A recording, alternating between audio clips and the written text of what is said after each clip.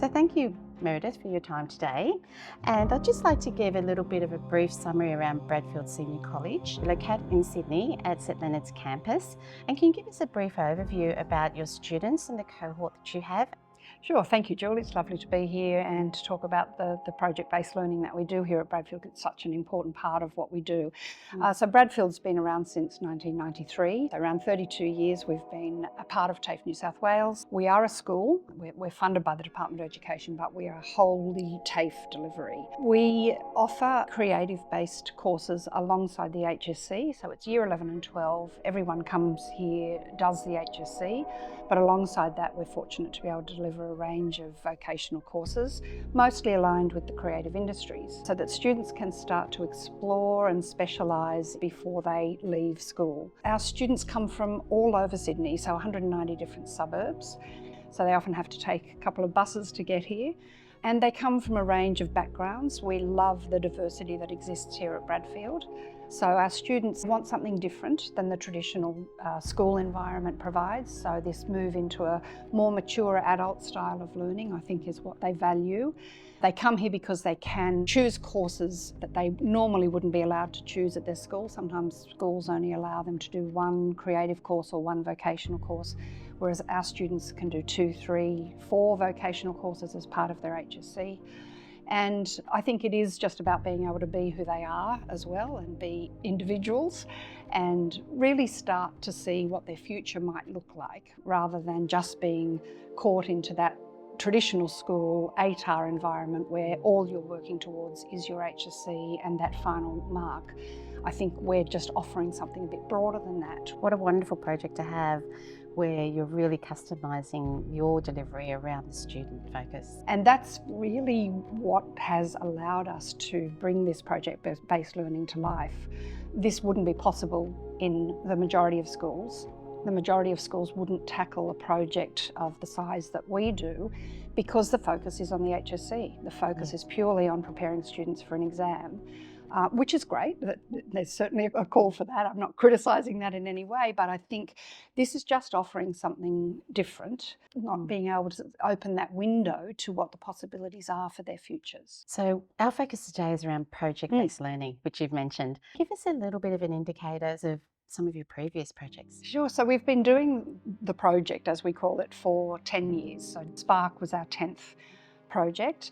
We started back in 2015 with a small project around the Royal North Shore Hospital. So I think the most important thing about the project for us is the involvement with community and industry. So what's happening in industry that we can tap into, what's happening in our local community that can make it relevant, make the learning relevant for students. And we happened by accident to find a little project with Royal North Shore Hospital and their museum, which was an old stuffy room with stuffy things in, microscopes in bookcases. And they said, no one ever comes to see our museum. Our museum is dead. It's just old, crumbling, dusty artefacts. What we want you to do is bring your students in to make it come to life. And really it was that invitation that started everything, that wonderful woman from Royal North Shore Hospital who just opened our eyes to the possibilities. Most important thing about the project is it's multidisciplinary.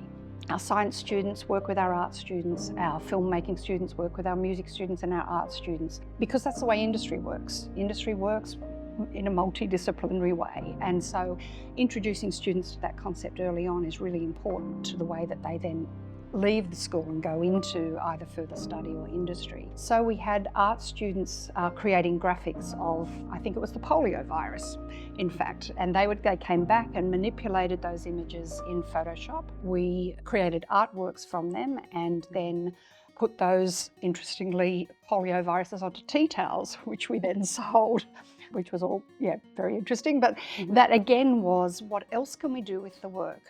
We can sit and learn about the polio virus in biology.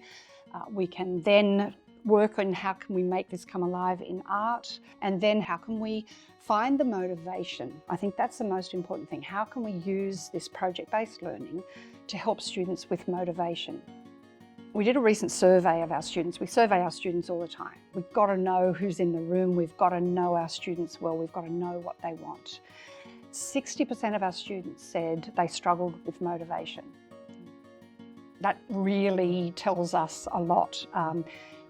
Why am I coming here day after day? Why am I doing this course?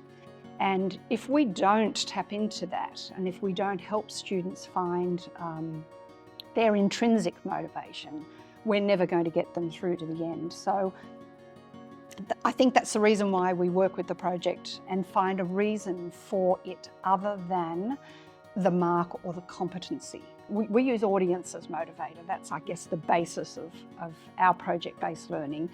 Finding that intrinsic motivation is the key to them being engaged in everything that they do here at Bradfield. So I guess that was the core of it. We then realised that we needed to find something really special and exciting that would lift it out of the classroom. We didn't want it to be a school project that just has elements of kind of mediocrity about it.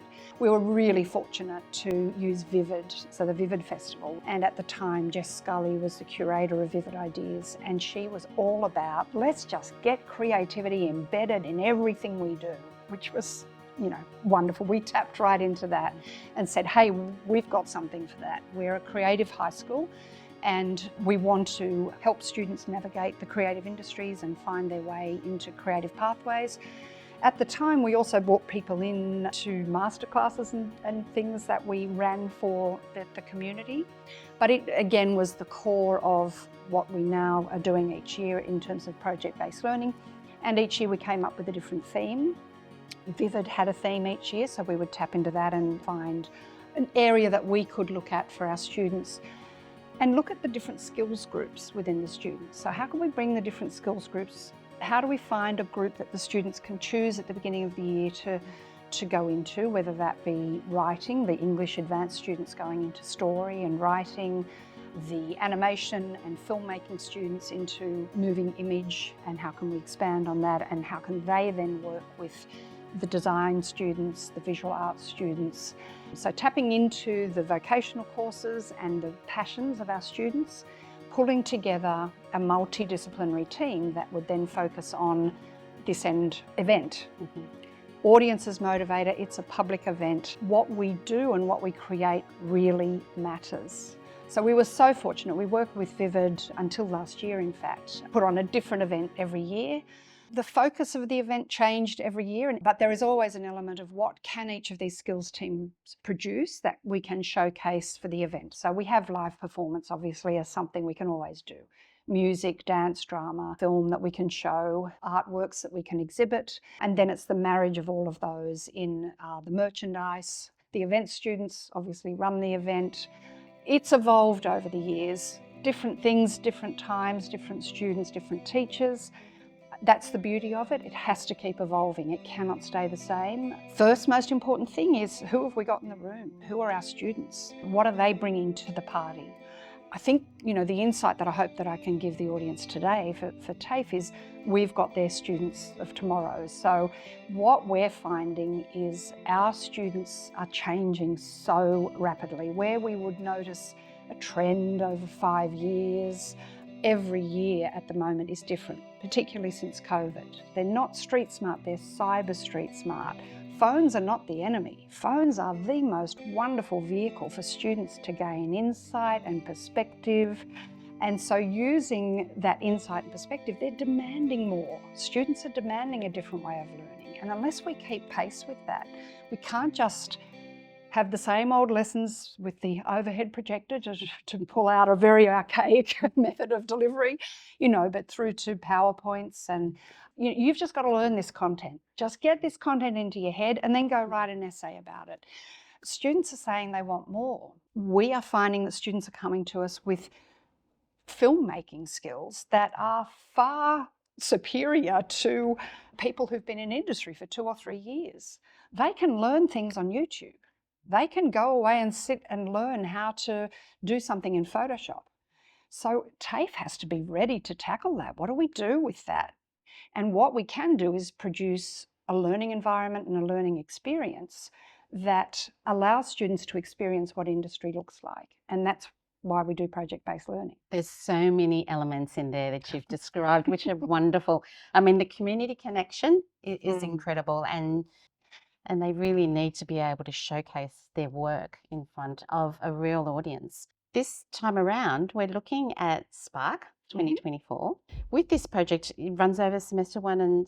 16 weeks. So we run into term 2. So your students coming in, they're year 11. How do you identify their strengths? I mean, you've mentioned about how they've learnt so many things on YouTube and they've come with so many skills.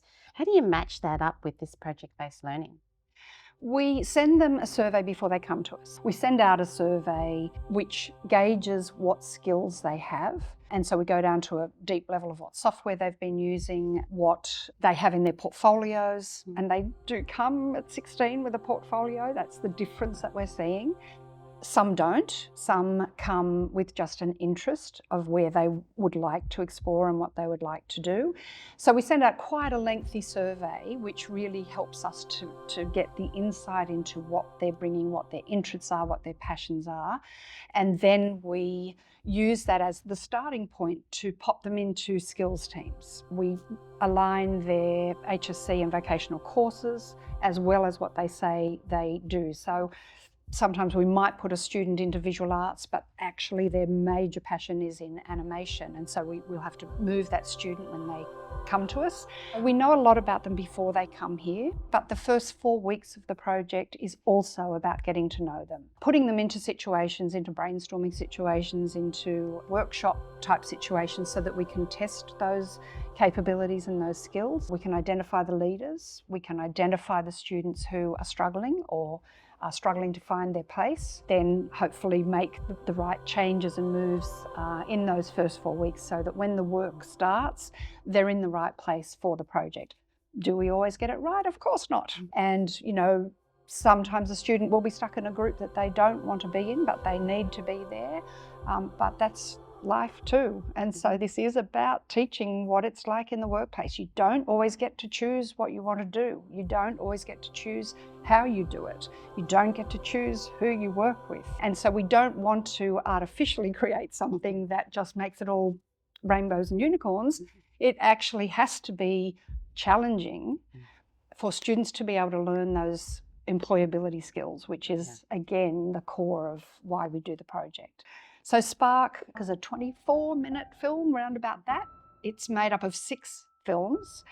It's obviously showing behind us here in the film. And it's a combination of live action, of animation, of filmed artworks, special effects, dance, whole range of things that come out of each of the skills groups that tells a story about energy. It starts with a spark. So small and quaint, so subtle and faint. Who knew it would fade?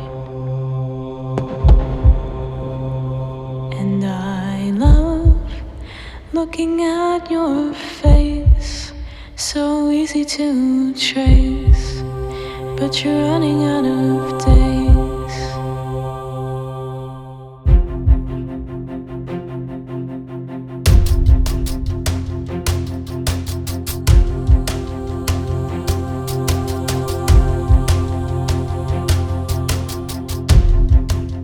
We wrote a very detailed project brief, which we're going to make available for people to have a look at.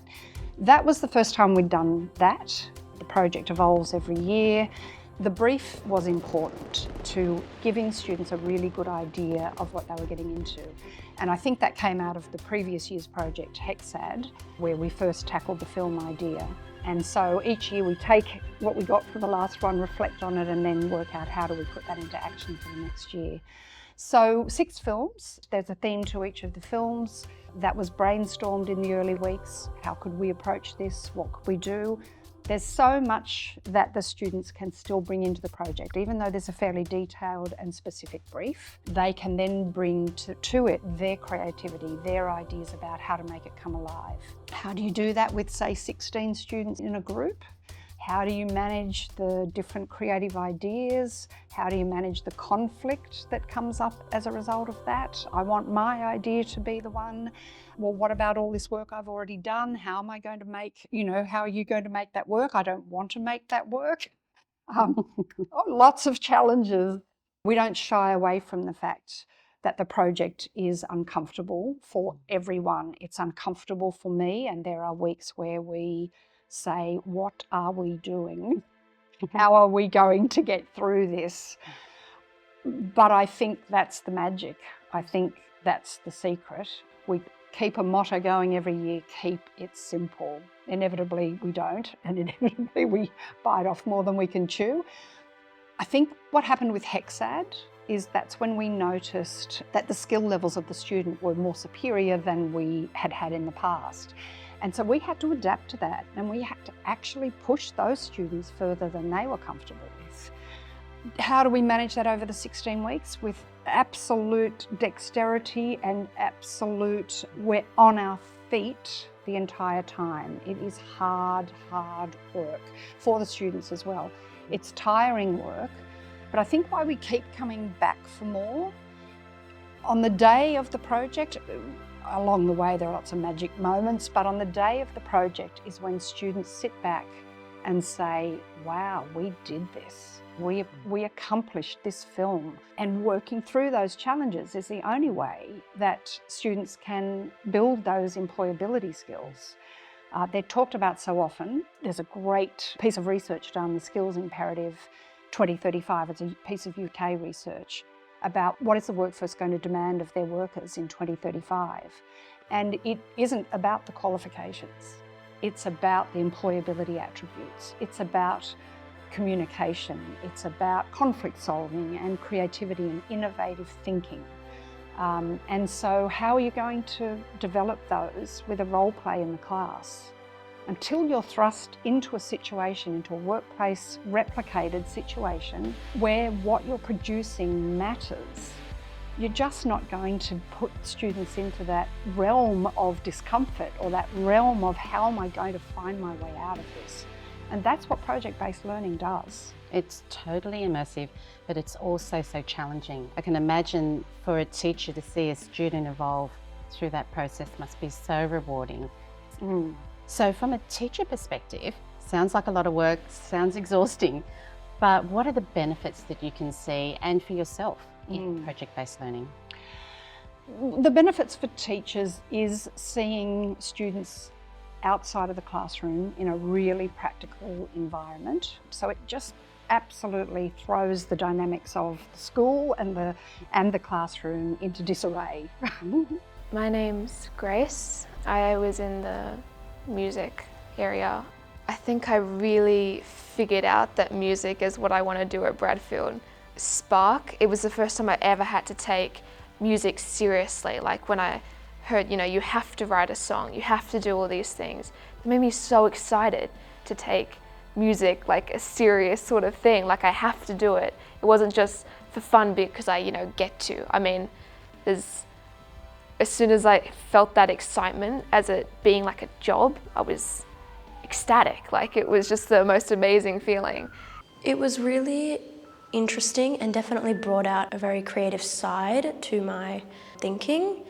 It helped me develop more patience skills on developing a very hard dress like this to when it comes sitting on the body. And so it allows teachers to see qualities in students that they might not see in a passive classroom environment.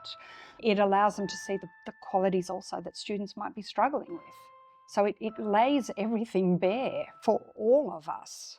Teachers struggle through the project at times. For our biology or our science or our history, English teachers who don't do so much of that project-based learning, it is a challenge. But they do keep coming back because of what they see that comes out of it for the students. They learn. Teachers learn through this process. If we didn't learn, I don't think we'd keep coming back. Keeps you open to new ideas and open to new perspectives. One of our cultural principles at Bradfield is we're always open to learning, and that goes for me, it goes for the teachers. We don't know everything. Unless we're open to learning, we can't possibly teach our students and model for our students the importance of being open to learning. Being a lifelong learner in this rapidly changing environment that people are going into is about being able to adapt and flex and be open to always learning. So I think that's what it is. I think being exposed to new ways of approaching class, open to different pedagogies, andragogies, all the agogies that you may need, That's stimulating, it's inspiring. The tiredness and the challenge and the conflict go with that. But I think the reward is so big because the day that we stage is flashy and showy and vibrant and wonderful, and that sense of achievement for everyone is very real. So can we unpack a little bit of what that Spark showing of the film looks like? Sounds like an amazing afternoon, evening of Spark. At the moment we've settled on a 4 to 8 o'clock time slot, which seems to suit parents after work, coming from work, plus general public. It still keeps a window open for general public to come in as well.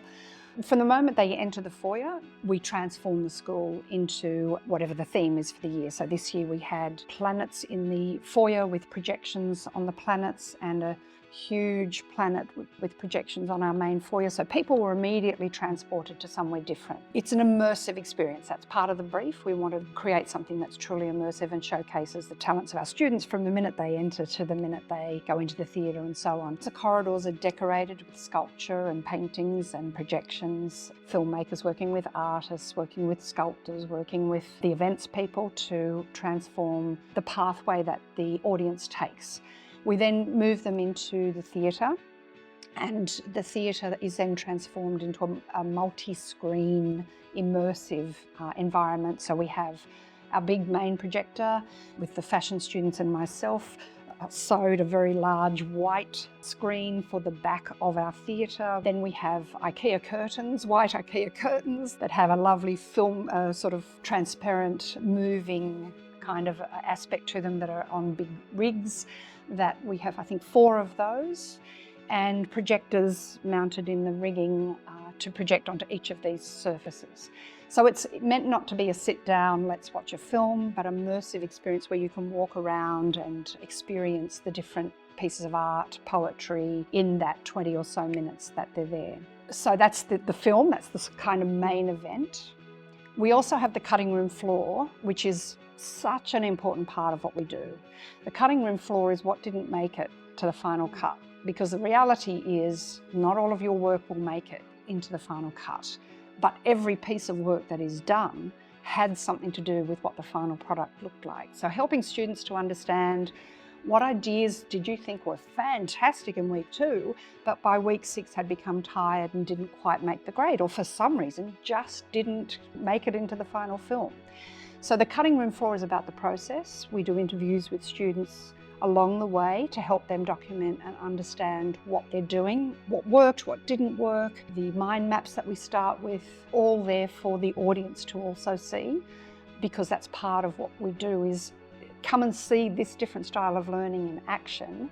Whatever process they're working on, whether it be a creative process, a design process, a future thinking process, helps them to understand how the pieces all fit together.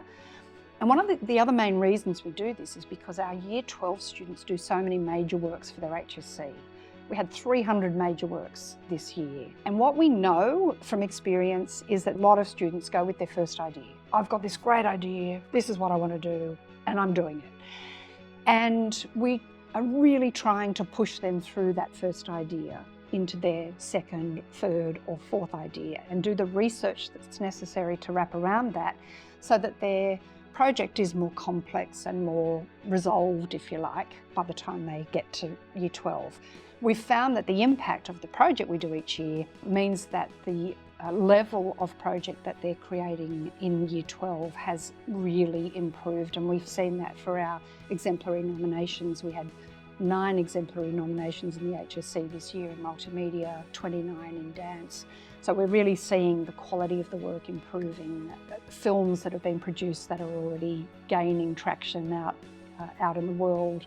That's really important, an important part of the project. As well, we have on the day live music, so live music in our courtyard and our merchandise markets. So again, what can I do with this piece of art? I can manipulate it in Photoshop through our Design Fundamentals course. I can put it onto a t-shirt or a tea towel or a tote bag.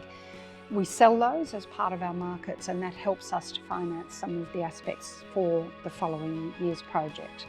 That's where the events and the business students get to run the markets and understand the budgeting and the operations and how we pull that together. WHS is a big part of that as well. So in the courtyard we have projections on our sails, designing roughly an hour for each audience member to interact with all of the various elements and create a very memorable event. The event next year, we are really fortunate to be doing a collaboration with Luna Park. Vivid we were lucky to have for so many years. This year, so fortunate to have done some work with North Sydney Council, which led me to meet the head of strategy and immersive experiences at Luna Park. And she said, hey, let's do a collaboration. So we're working on Luna Park's 90th birthday celebration. There'll be an event at the college again, and we're right in the middle right now of brainstorming what that might look like. Are we doing a 20-minute film? Are we doing a 10-minute film? Are there two different types of film about memories of Luna Park? It's a really exciting process right now because this is where all the creativity happens, and we'll create our project brief. We're also working towards an event at Luna Park, which will be their 90th birthday. It doesn't coincide with our teaching program, so we have to say what are the elements we can do in the 16 weeks we have that we can then transport into that event. And so very exciting opportunity, and the project has to be exciting. I mean, it has to be something that people really want to get their teeth into, that the teachers really want to get involved in, and seeing that excitement, Luna Park immediately brings excitement and joy. So it's a lovely thing for us to be working on next year. Well, you've sold me, Meredith. It sounds amazing. June 5th. Book it in your diary. I've marked it in my calendar, and so should all of us at TAFE. Absolutely, please do. Attend. So just to give some tips to our teachers in the audience here today, your projects are amazing. They're so connected to community, and again, it's the focus of the students and what they're coming out with. Any tips for our teachers that are looking at starting up some project-based learning? Well, I mean, don't be put off by the fact that what we do here is really showy and big, and, I mean, we are fortunate that we've got 160 students. We've got a program where we have the freedom to do some of these things, but it doesn't mean that you can't do it in one course with 10 students. And that's what we're actually looking at more and more, is how can we bring some of the attributes of project-based learning into every class. There is some work being done, I know, on project-based learning within what will be the Creative Cultural Services faculty about attributes of employability. So what are those core things that we want students to develop? And there'll be some modules, I think, that are going to be made available to staff to tap into. What are the things that we want students to develop? And then it's about saying, what is the context of my course? Who's in my class? Who are their students? What do they want? What is their hunger? Where do they want to be? And then saying, okay, let's work out what is happening within that industry at the moment that could contextualize it for the students and make it seem real. What's happening in the community? Is there something, a problem? Project-based learning often starts with a driving question or a problem. There are many different types of project-based learning. You can read up about all of them. Again, I think we're building a database at the moment of tools and things that you can use.